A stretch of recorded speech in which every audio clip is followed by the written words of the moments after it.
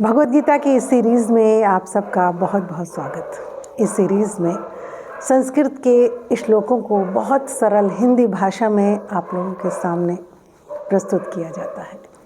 तो हम पहुंच चुके हैं भगवद गीता के प्रथम अध्याय के 40वें श्लोक तक।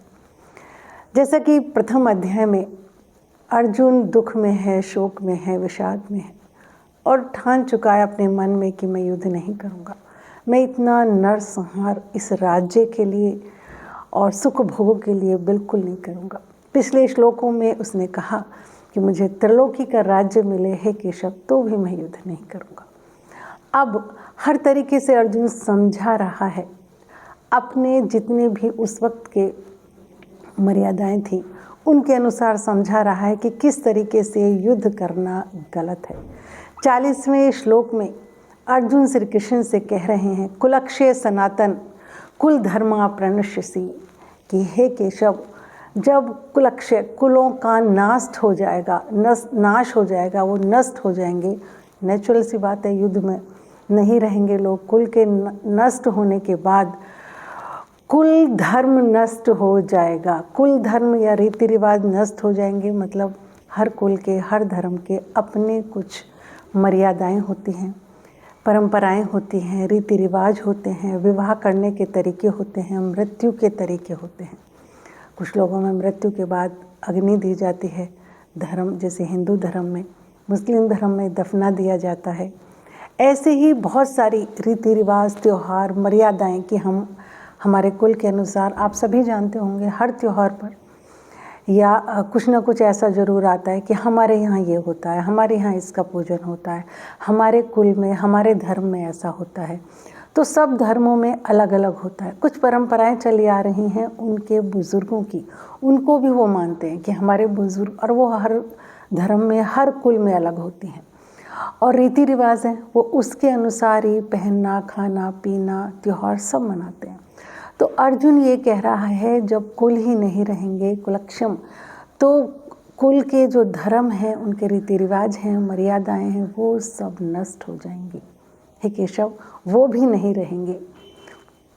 कुल अधर्म अभिभवती, यानी उस कुल को एक तरीके से कुल का जब नाश हो जाएगा तो बचे हुए संपूर्ण कुल को अधर्म दबा लेगा।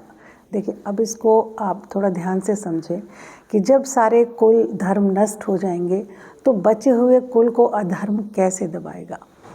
वहीं यहाँ अर्जुन का कहने का तात्पर्य है कि जितने भी वीर समझदार लोग हैं, पुरुष हैं, वो सब युद्ध में मारे जाएंगे। तो बाद में कौन बच जाएगा? बच्चे और स्त्रियाँ।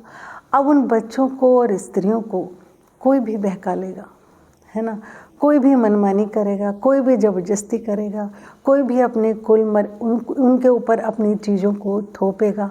तो नेचुरल सी बात है, बचे हुए कुल पर अधर्म दबा लेगा। फिर वो नहीं कर पाएंगे उन सब चीज़ों को जिनको वो करते आ रहे थे। वो जिनके दबाव में रहेंगे वो ही करेंगे। और ऐसे लोग जो स्त्रियों को, बच्चों को उनकी मजबूरी और कमजोरी के कारण उनको पनाह देकर या किसी भी तरीके से ज़बरदस्ती उनको उनका हेल्प करते हैं या उनको अपना लेते हैं, तो नेचुरल सी बात है कि वो फिर अपना दबाव उस पर रखेंगे।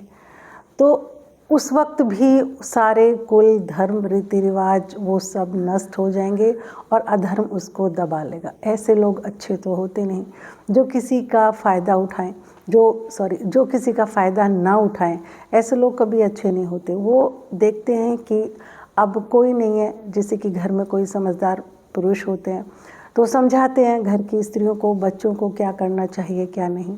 वो किसी के भी बहकावे में आ सकते हैं ऐसे टाइम में, और ऐसे लोग कभी अच्छे नहीं होते जो दूसरों को इस तरीके से दबा लेते हैं और अपनी बात को मनवाते हैं। तो अर्जुन यही कह रहा है कि सारे कुल, कुटुंब, धर्म जितने भी हैं वो नष्ट हो जाएंगे और बचे हुए कुल को अधर्म दबा लेगा और फिर अधर्म फैल जाएगा दुनिया में।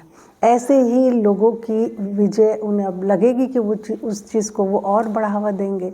जब ऐसे लगेगा कि ये सब हम कर सकते हैं, जब कोई इंसान गलत कार्य में सफल हो जाता है तो वो बार बार उसको करता है। उसको लगता है गलत कार्यों से ही सफलता मिल सकती है, अच्छे कार्यों से नहीं। तो अर्जुन अपने तरीके से श्री कृष्ण को बता रहा है कि क्योंकि उसके मन में बहुत शौक है, उसने सोच लिया है मन में कि मैं युद्ध नहीं करूँगा, इतना नरसंहार मैं नहीं कर सकता। तो वो सारी अपनी दलीलें दे रहा है, अपने पक्ष की बातें रख रहा है। अब क्या सही है और क्या गलत, ये तो श्री कृष्ण बताएंगे। अध्याय 2 के 11वें श्लोक से श्री कृष्ण का उपदेश शुरू होगा। तो मेरी सभी से विनती है कि प्लीज़ भगवद गीता की इस सीरीज़ को बिल्कुल ना छोड़ें और रोज़ एक वीडियो ज़रूर देखें। नमस्कार।